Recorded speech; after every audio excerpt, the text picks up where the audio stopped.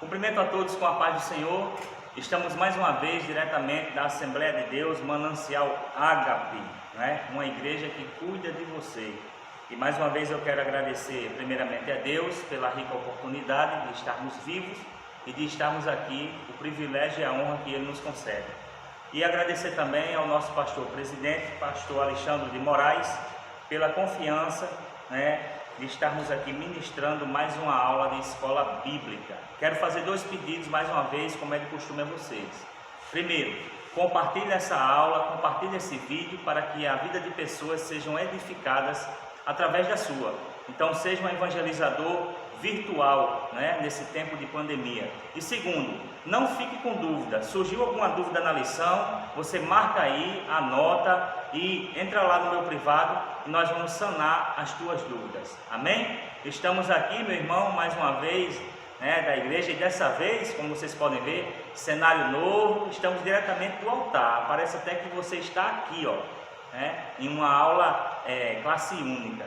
Mas aonde você estiver aí na sua casa, no seu trabalho, que a palavra de Deus possa edificar a sua vida. Eu vou ler aqui o título da lição, o texto áureo e a verdade prática. Em seguida nós vamos fazer uma oração pedindo o discernimento do Espírito Santo, porque sem ele nós não podemos fazer nada. Lição de número 6, que tem por título a condição dos gentios sem Deus. Texto áureo. Portanto, lembrai-vos de que vós, noutro tempos, ereis gentios na carne e chamados incircuncisão pelos que na carne se chamam circuncisão, feita pela mão dos homens. Efésios capítulo 2, verso 11. A verdade prática diz assim: outrora sem Deus, por meio de Cristo, os gentios tornaram-se descendência de Abraão e herdeiro das promessas. Amém? Feche os seus olhos aí, que nós vamos orar a Deus, pedindo mais uma vez a sua graça e o seu discernimento para esta aula. Amém? Feche os teus olhos. Soberano Deus e eterno Pai, nós queremos te louvar e te agradecer por mais um dia de vida e por tudo que o Senhor tem feito por nós, ainda que nós não mereçamos. Te louvamos e te rendemos graça pela rica oportunidade e te pedimos que o Senhor nos dê agora sabedoria, tanto ao professor quanto ao aluno que está em casa, no trabalho, para que essa lição, para que a tua palavra possa ir nos nossos corações e edificar a nossa vida espiritual a cada dia. Sê com cada um dos teus filhos, abençoa cada um deles, em nome do Pai, do Filho e do Espírito Santo de Deus. Amém. Queridos, leitura bíblica em classe. Para você que não tem a lição, nós vamos ler Efésios capítulo 2, verso 11 e 12, e depois Romanos capítulo 4, do verso 12 ao 14. Vamos lá, Efésios 2, 11 e 12. Portanto, lembrai-vos de que vós, no outro tempo, ereis gentios na carne e chamados incircuncisão, pelos que na carne se chamam circuncisão, feita pela mão dos homens. Que naquele tempo estaveis sem Cristo, separados da comunidade de Israel e estranhos aos concertos da promessa, não tendo esperança e sem Deus no mundo. Romanos capítulo 4, do 12 ao 14. E fosse pai da circuncisão, daqueles que não somente são da circuncisão, mas que também andam nas pisadas daquela fé que teve o nosso pai Abraão, que tivera na incircuncisão. Porque a promessa de que havia de ser herdeiro do mundo não foi feita pela lei a Abraão, ou a sua posteridade, mas pela justiça da fé. Pois, se os que são da lei são herdeiros, logo a fé é vã e a promessa é aniquilada. Então nós vamos ter o prazer de estudar nessa lição, nós vamos ter a oportunidade de entender qual era a real situação do ser humano sem Deus, e o quanto eu, você, nós, o ser humano, carece da graça e da misericórdia divina. Eu quero chamar a sua atenção aqui no título da nossa lição, que ela diz assim: a condição dos gentios sem Deus. Olha, essa condição aqui, nós vamos ver que não era uma condição muito boa, porque imagine viver uma vida sem esperança, Imagine viver uma vida sem Deus. Que sentido teria a vida sem esses sustentáculos existenciais? Então, se você observar, e nós vamos ver na lição, era essa a nossa condição sem Cristo, né? Sem esperança, sem Deus. E a outra palavra que nos chama a atenção aqui diz assim, a condição dos gentios. Então, quem eram os gentios? Todo aquele que não era judeu, certo?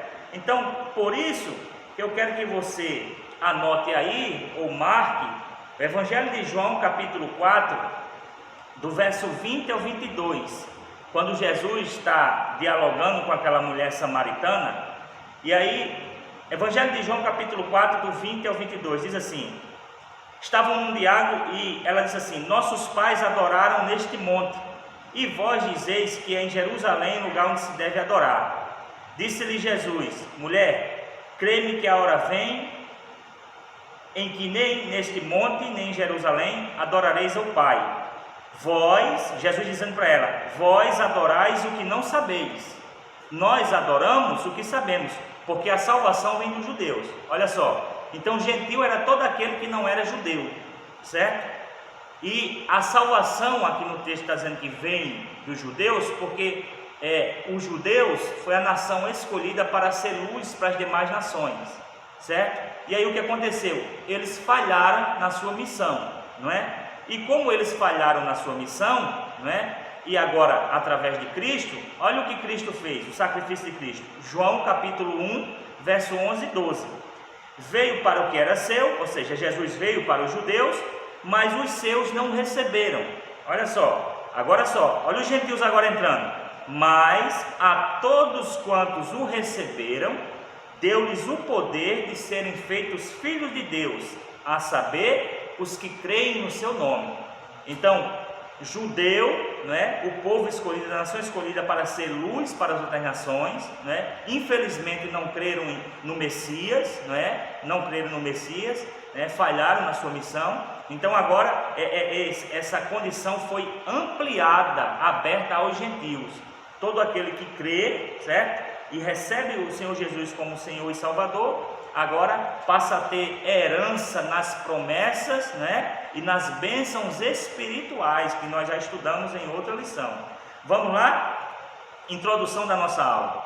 Nesta lição, veremos que o autor de Efésios lembra aos gentios de que antes da regeneração, ou seja, antes do novo nascimento, eles eram incircuncisos e haviam experimentado 5 formas de privação.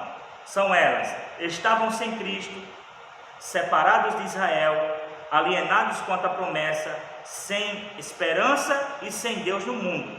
Logo, estudaremos cada um desses aspectos. Então, o tópico 1, chamados circuncisão. A gente vai entender esse termo aqui, certo? Bem direitinho.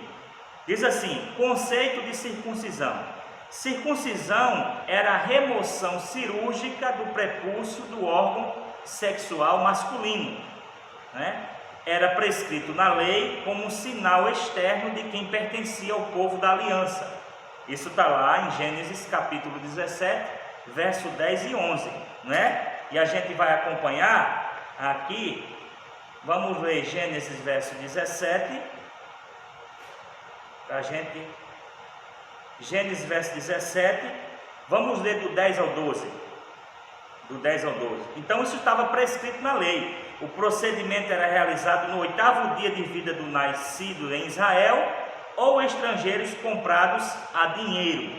Quem não era circuncidado era tido como incircunciso e, portanto, excluído da aliança. Então vamos entender isso aqui. Gênesis capítulo 17, do verso 10 ao 12. Deus dizendo: esta é a minha aliança, que guardareis entre mim e vós e a tua descendência depois de ti. Ou seja, Deus estava falando para ele e para toda a sua descendência que viria depois. Que todo homem entre vós será circuncidado, e circuncidareis a carne do vosso prepúcio, e isto será por sinal da aliança entre mim e vós. O filho de 8 dias, pois, será circuncidado. Todo homem nas vossas gerações, o nascido na casa e o comprado por dinheiro a qualquer estrangeiro que não for da tua descendência. Então, se nascesse uma criança e fosse homem, no 8º dia, ele tinha que fazer esse processo cirúrgico, o prepúcio, né, do órgão ali genital, sexual ali da criança, tinha que ser retirado como um sinal que Deus prescreveu para o povo judeu, certo? Então todo aquele que não tinha esse processo era chamado de incircunciso, e aqueles que eram judeus, circuncidados, certo? Tanto é que você vai ver que quando ele fala a Abraão, Abraão de pronto obedece aquilo que Deus tinha escrito. Quer ver onde você vai encontrar isso aqui? Gênesis capítulo 17, olha só, agora do verso 21 ao 24, olha só.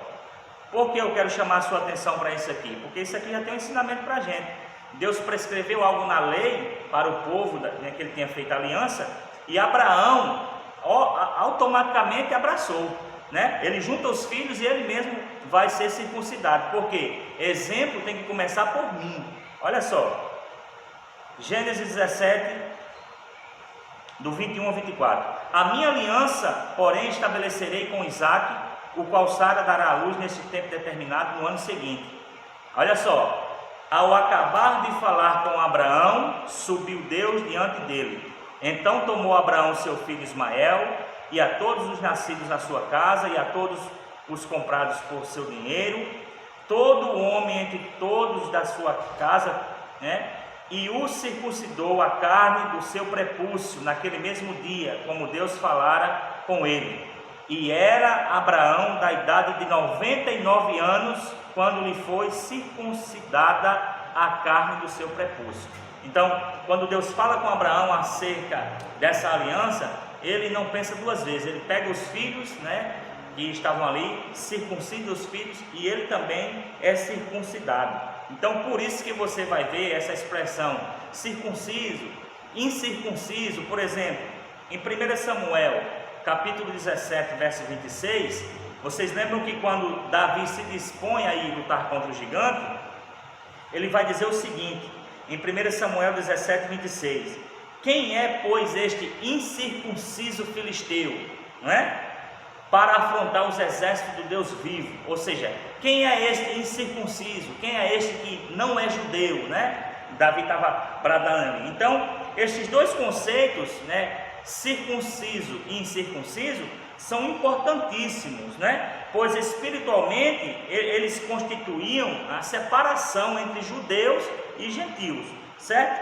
Vamos continuar. Significado religioso da circuncisão. Seu significado religioso apontava para a santificação, tá? Olha, isso é muito importante, ó. Tinha um significado, além de estar prescrito na lei, tinha um significado, né? Apontava para a santificação. Como a corrupção e as práticas idólatras estavam fortemente relacionadas com a sexualidade depravada, a circuncisão simbolizava a aliança de purificação requerida ao povo escolhido. Agora eu pergunto uma coisa para você. Malaquias diz que 3,6, a parte A, diz assim, porque eu, o Senhor, não mudo. Então, o mesmo que Deus requeria desse povo como símbolo de santificação através da circuncisão, Deus requer nos dias de hoje, né? Deus requer que o seu povo seja um povo santo, né? E o processo de santificação, nós sabemos que eles são em 3 etapas, vamos dizer assim, porque quando você aceita Jesus, você é santo, ou seja, você é separado, né? A santificação, ela é no ato que você aceita a Jesus como Salvador. A santificação, ela é um processo progressivo, né? Hoje mais santo do que ontem e amanhã mais santo do que hoje, né? E nesse processo progressivo de santificação existe uma coisa chamada sinergia, que é a minha cooperação no processo de santificação. Nós já vimos em outra aula passada que quem faz isso na vida do ser humano é o Espírito Santo. Agora precisa a minha participação. Eu tenho que entender que eu necessito ser santo, né? E a santificação futura, né? Que isso aí é a estatura de varão perfeito, glorificação, certo? Então diz assim, era algo tão sério que os judeus recusavam-se até mesmo a comer com pessoas que não tinham a aliança, que não eram circuncidados.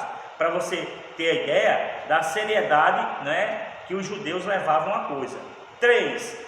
a circuncisão do coração, né? O apóstolo reconhece que os gentios não faziam parte da circuncisão, mas com uma ressalva: o sinal dos judeus, olha só, era apenas físico e realizado por mãos humanas. Então o apóstolo agora traz uma boa nova, né? E ele diz assim: a boa nova que ele traz, né, que verdadeira circuncisão não se trata de uma operação externa na carne realizada por homens, mas a verdadeira circuncisão que Paulo está ensinando agora é aquela que é feita no coração, ou seja, no interior do homem. Olha só: cujo louvor não provém dos homens, mas de Deus, como diz Romanos 2,29. Assim, em Cristo, o sinal de quem pertence a Deus não é a circuncisão, nem a incircuncisão, mas sim o ser uma nova criatura. Então, você quer saber se uma pessoa hoje tem uma aliança com Deus, tem uma aliança com Cristo, se essa pessoa é de Cristo? Você só é olhar para ela e ver se ela é uma nova criatura. Se ela for uma nova criatura, se ela mudou o modo de falar, o modo de andar, não é, com quem ela andava, os lugares que ela ia, o que ela falava, o que ela pensava, o que ela via. Então, se essa pessoa houve uma mudança na vida dela, então ela é com certeza uma nova criatura, tá bom? 4. A circuncisão na nova aliança. O assunto da circuncisão gerou discussões acaloradas entre judeus e gentios, né? Gálatas 5, 2 e 3, Filipenses 3, 2. Perdão. Em Antioquia, a questão ganhou muita dimensão, provocou intensos debates e culminou na convocação do primeiro concílio da igreja em Jerusalém, Atos 15, verso 1, 2, 5 e 6. A deliberação dos apóstolos sobre o assunto, sob a orientação do Espírito Santo, né? Atos 15, 28 e 29, isso é importante porque eles se reuniram para chegar a um consenso, mas quem deu a palavra final, o veredito, foi o Espírito Santo. Aqui a gente tira outro aprendizado para a nossa vida, né? Quer que as coisas sejam bem sucedidas na tua vida, na tua família, no teu ministério, na tua vida profissional, quer? Então, siga a orientação do Espírito Santo. Por mais que você tenha um projeto, por mais que você tenha um plano já arquitetado, é bom seguir a orientação do Espírito Santo, porque o Espírito Santo de Deus não erra, tá? Então, passou a enfatizar que na nova aliança, a circuncisão somos nós, que servimos a Deus no Espírito e nos gloriamos em Jesus Cristo e não confiamos na carne, certo? Então, a verdadeira circuncisão hoje somos nós. Então, você quer olhar para uma pessoa no pacto antigo? Quando você olhava para uma pessoa, você só sabia se ela era ou não o povo da aliança escolhido se ela fosse circuncidada, um sinal exterior, não é? Prescrito na lei pelo próprio Deus. Hoje não, você quer saber se uma pessoa faz parte do corpo de Cristo, se ela é uma nova criatura? É só você olhar a vida dele, é só você olhar a vida dela, porque ele agora habita em nós, né? Então essa circuncisão agora somos nós, então tem que haver essa mudança na nossa vida.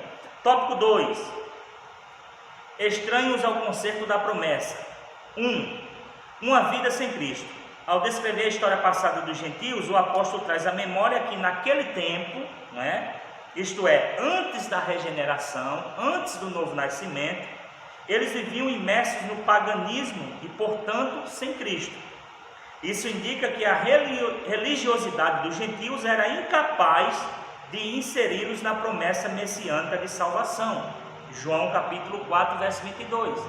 Então, a religiosidade nunca foi um bom caminho, nunca foi um bom caminho para levar o homem até Deus, porque dentro da religiosidade existem muitos dogmas, existem muitos conceitos humanos, certo? Que muitas das vezes as pessoas acabam se perdendo. Então, Paulo está mostrando aqui que a religiosidade deles, né, não era capaz, né, não era capaz de poder dar essa condição, né, a eles, né, na promessa messiânica de salvação.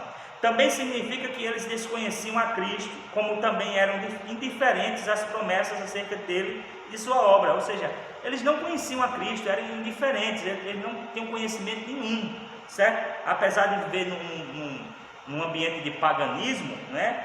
Politeísmo, adoração a vários deuses, mas eles não tinham essa dimensão. Então ele deu a referência aqui, Hebreus capítulo 8, do verso 8 ao 10, vamos ler?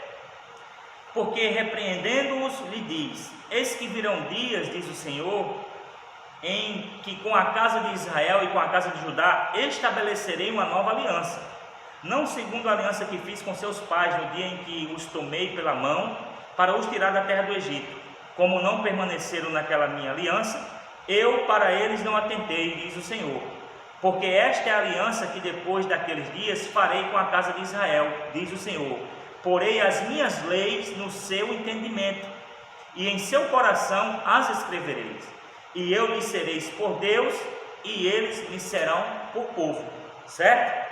Então veja aí, que Deus fazendo uma menção aqui, de que ia ensinar ao povo, né, verdadeiramente, como era ser, né, segundo a sua vontade. Certo? 2. Separados da comunidade de Israel. Certo? Ainda no versículo 12, o apóstolo salienta a desvantagem de os gentios não pertencerem à comunidade de Israel.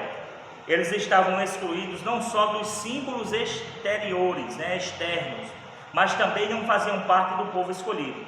E, consequentemente, não podiam usufruir dos privilégios da aliança de Abraão, Romanos 9,4. A constatação cruel era de que Deus não havia se revelado aos gentios, pois a chamada divina fora feita somente a Abraão e a sua descendência, Gênesis 17:17, né? Nessa perspectiva, a lei e as promessas pertenciam somente aos judeus, e desse modo, os gentios estavam fora do alcance das bênçãos prometidas a Abraão, a Isaac e a Jacó. Não é que Deus é um Deus que faz acepção de pessoas, mas a promessa inicial era para Abraão e sua descendência, e assim para os demais, certo? Aí diz assim: entretanto, o que os gentios precisavam saber era que por meio de Cristo, eles também se tornariam descendentes de Abraão, Gálatas 3:29, não é? E eu vou ler outra referência, porque essa referência aqui, olha só, Gálatas 3:29. E se sois de Cristo, então sois descendência de Abraão, e herdeiros conforme a promessa. Mas eu vou ler outra referência aqui também, Efésios 3:6. A saber que os gentios são co-herdeiros, olha só, e de um mesmo corpo, e participantes da promessa em Cristo pelo Evangelho. Então veja só, né? Eles têm a mesma herança, o mesmo direito, né, nas bênçãos, né? Estavam fora, separados da comunidade, mas agora, né, através de Cristo e por meio de Cristo, eles também se tornariam, né, descendência de Abraão. Então, o que é que nós trazemos de aplicação pessoal para a nossa vida? Existem pessoas que estão de fora dessa aliança. Existem pessoas que tinham feito já essa aliança com Cristo e hoje se encontram afastadas dos caminhos do Senhor. E por isso, mais uma vez, nós vamos levar aquele puxão de orelha. Deus puxa a minha orelha e puxa a tua também, porque Ele corrige aquele a quem ama. Então, é importante que você divulgue o Evangelho. É importante que você compartilhe esse vídeo, essa aula. Por quê? Porque existem pessoas hoje que estão fora, não têm o direito dessas bênçãos espirituais, não podem desfrutar porque estão afastadas ou não conhecem ainda Cristo. Mas através de mim e de você, elas passam, né, a receber o Senhor como Senhor e Salvador da sua vida e passam a ter direito na herança e nas promessas que Cristo disponibilizou para todo aquele que nele crê. Louvado seja Deus. Subtópico 3. Alienados ao pacto das promessas. Uma vez separados da comunidade de Israel, os gentios desconheciam totalmente os vários pactos que Deus estabelecera com os patriarcas israelitas. Esses aspectos giravam em torno da grande promessa do advento do Messias, né? Porque tudo culminava, apontava para Cristo. Dentre eles, o pacto abraâmico, Gênesis 12, do 1 ao 3, o pacto mosaico, Deuteronômio 28, do 1 ao 14, e o pacto davídico, 2 Samuel 7, do 13 ao 16. Esses pactos eram reiterações da promessa messiânica. Os gentios não tinham noção deles e, por conseguinte, estavam alienados de qualquer promessa ou esperança messiânica. Agora, uma vez regenerados, nascidos em Cristo, foi revelada a grandeza do amor divino, de alienados da promessa, por meio do sangue de Jesus, os gentios, aqueles que não eram judeus, você, tornaram-se herdeiros da maravilhosa promessa, como diz lá, nós já lemos, Gálatas 3:29, louvado seja Deus. Vamos para o terceiro tópico, a gente está já encerrando, estamos aí na casa dos 26 minutos, e vamos para o terceiro tópico, diz assim: sem esperança e sem Deus.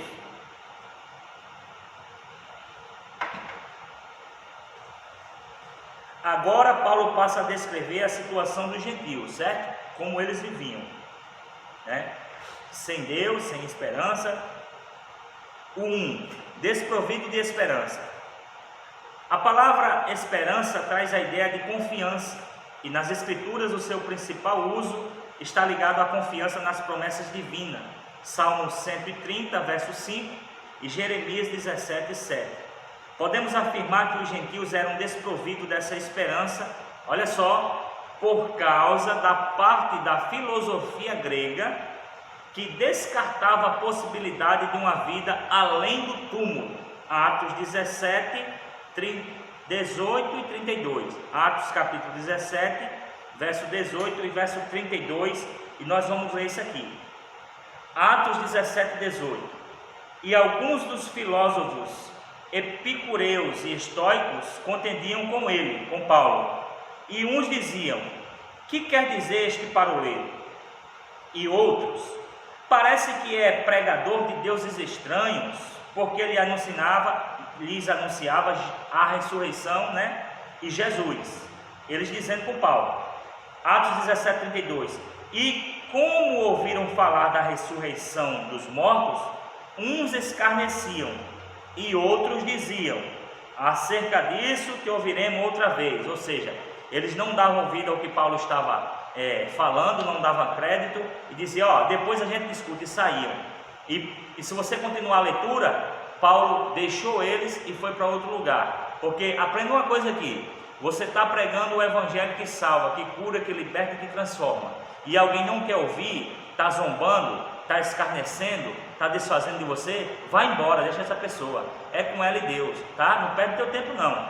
Isso aqui, Paulo nos ensina isso aqui. Agora, veja só, eles não criam que existia uma vida além do túmulo, e Paulo estava falando da ressurreição, por isso que contrariou, eles foram contrariados, levaram um choque, porque o evangelho verdadeiro, ele causa um impacto na minha e na sua vida, certo? Quando uma palavra ela é ministrada, que ela vem para massagear o seu ego, vem para dar uma tapinha nas suas costas, vem para passar a mão na sua cabeça, pode ter certeza, Deus não está nesse negócio. A palavra de Deus em todo momento, ela vem para nos confrontar, ela vem para nos constranger.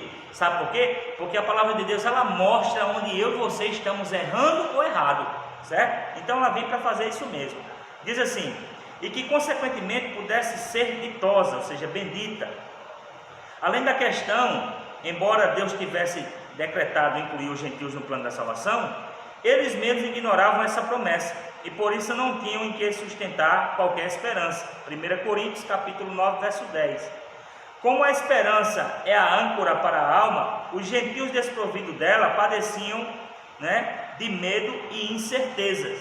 Hebreus capítulo 6, verso 18 e 19, que diz assim, para que por duas coisas imutáveis, nas quais é impossível que Deus minta, tenhamos a firme consolação, nós os que pomos o nosso refúgio em reter a esperança proposta, a qual temos como âncora da alma, olha só, segura e firme, e que penetra até o interior do véu, certo?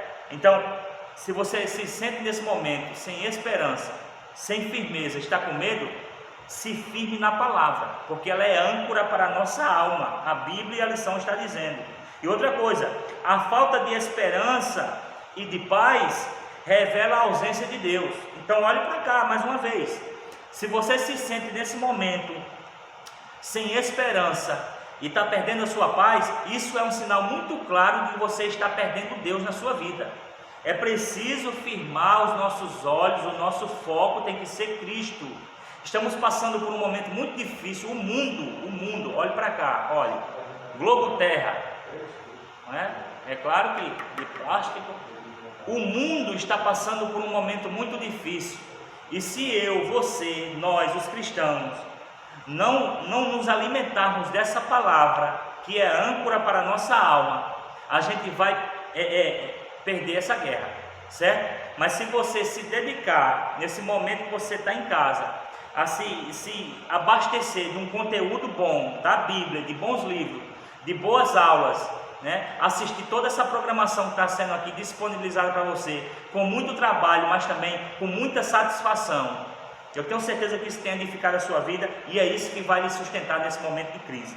Veja só, sem Deus no mundo. A expressão sem Deus não significa que os gentios não serviam ou não acreditavam numa divindade, né? Você pode constatar isso em 1 Coríntios capítulo 8, verso 4 e Gálatas 4, 8. Ao contrário, eles eram politeístas, olha só, adoravam a vários deuses e eram também idólatras, pois acreditavam e adoravam muitos deuses, olha só, com D minúsculo. Assim, por meio de seu paganismo, estávamos alienados do Deus que havia sido revelado a Israel, lá em Êxodo capítulo 19, do verso 1 ao 16. Isso significa dizer que suas vidas eram regidas pela falsa ideia de divindades, pagãs que as mantinham escravizadas em densas trevas espirituais. Preste atenção.